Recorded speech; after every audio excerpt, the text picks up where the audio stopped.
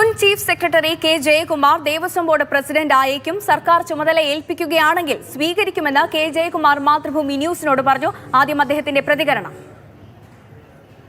അങ്ങേ തിരുവിതാംകൂറിലെ ദേവസ്വം പ്രസിഡന്റ് ആക്കുന്നു എന്നുള്ളതാണ് എന്ന് ഞാനും കേട്ടു. വാർത്താമാധ്യമങ്ങളിലൊക്കെ ഞാനും കേട്ടു, പലരും വിളിക്കുന്നു. ഔദ്യോഗികമായി എനിക്ക് സ്ഥിരീകരണമൊന്നും കിട്ടിയിട്ടില്ല. പക്ഷെ അങ്ങനെ ഗവൺമെൻറ് തീരുമാനിക്കുകയാണെങ്കിൽ ഞാൻ അത് സന്തോഷത്തോടുകൂടി ഉത്തരവാദിത്വ ബോധത്തോടുകൂടി ഏറ്റെടുക്കും.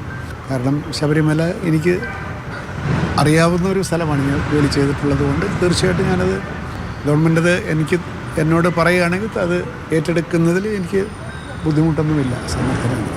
അപ്പോൾ നമുക്ക് അങ്ങനെ ഒരു അവസരം വരുന്ന വിചാരിക്കാം, വന്നാൽ ഭംഗിയായിട്ട് ചെയ്യാം. ഇതിനു മുമ്പ് ഞാൻ നടത്തിയ സമയത്തൊക്കെ ഒരു പിൽഗ്രിം സാറ്റിസ്ഫാക്ഷൻ, അതാണ് നമ്മൾ എയിം ചെയ്യേണ്ടത് എനിക്ക് തോന്നുന്നു. വന്നു പോകുന്ന തീർത്ഥാടകൻ സന്തോഷമായിട്ട് പോകണം. അയാൾക്ക് സന്തോഷമില്ലാതെ വേറെ എല്ലാം ഉണ്ടായിട്ടെന്ത് കാര്യം?